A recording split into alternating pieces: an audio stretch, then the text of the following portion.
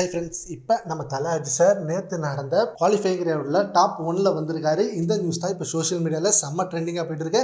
And அது மட்டும் இல்லாமல் ஒரு செம்மையான எக்ஸ்க்ளூசிவான செம்ம ஸ்பெஷல் ஒரு இன்டர்வியூ வேற கொடுத்துருக்காரு. இந்த வீக் எனக்கு ரொம்பவே ஸ்பெஷலான வீக் அப்படின்னு சொல்லியிருக்காரு. அண்ட் இன்னைக்கு ரேஸ் ஸ்டார்ட் ஆக போகுது. அண்ட் இந்த ரேஸ்லேயே நம்ம தலாஜி சார் வின் பண்ணி அகைன் டாப்ல வரணும், இந்தியாவை டாப்ல கொண்டு வச்சிருக்காரு. நம்ம தலாஜி சார் சினிமாவை எவ்வளோக்கு எவ்வளோ அவ்வளோ பேஷனாக ஒர்க் பண்ணுறாரோ அதே போல் ரேசிங்கும் அவரோட பேஷனில் முக்கியமான ஒன்று. அது ரொம்ப இன்ட்ரெஸ்டோடையும் அண்ட் ஃபுல் 100% ஒர்க்கை போட்டு செம்மையாக ஜெயிக்கணும்னு முடிவு பண்ணி அதில் ஒர்க் போட்டுட்டு இருக்காரு.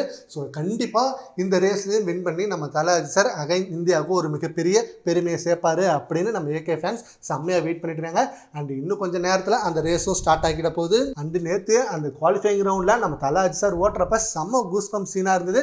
ஏன்னா டாப் 1லேயே வச்சிருந்தாரு பொசிஷனை. அண்ட் இதை விட இன்னொரு ஸ்பெஷலான நியூஸ், நேற்று அந்த குவாலிஃபை ரவுண்டுக்கு நம்ம தலாஜி சாரோட ஒய்ஃப் ஷாலினி அண்ட் குட்டி தலா ஆத்விக் இவங்க 2 பேரும் அங்கே போயிருக்காங்க. அண்ட் நம்ம தலாஜி சாரோட ரேஸை பார்த்து செம்மையாக என்ஜாய் பண்ண போகிறாங்க. இன்னைக்கு அந்த ரேஸையும் வேற லெவலாக என்ஜாய் பண்ணுவாங்க. அண்டு நம்ம தலாஜி சார் கொடுத்த இன்டர்வியூவில் இந்த ரேஸை முடிச்சுட்டு நான் இந்தியா போயிட்டு நான் படம் நடிச்சு முடிச்சுட்டு நெக்ஸ்ட் இயர் கண்டிப்பாக அகைன் வந்துருவான் அப்படின்ற மாதிரி சொல்லியிருக்காரு. ஸோ நெக்ஸ்ட் இயரும் நம்ம தலாஜி சார் ரேஸில் இருக்க போறாரு அப்படின்றது நம்ம எல்லாருக்குமே தெரியும். சரி, ஓகே ஃப்ரெண்ட்ஸ், இன்னைக்கு ரேஸை பற்றி உங்கள் ஒப்பீனியனை நம்ம கமெண்ட் பாக்ஸில் கமெண்ட் பண்ணுங்க. Thank you friends.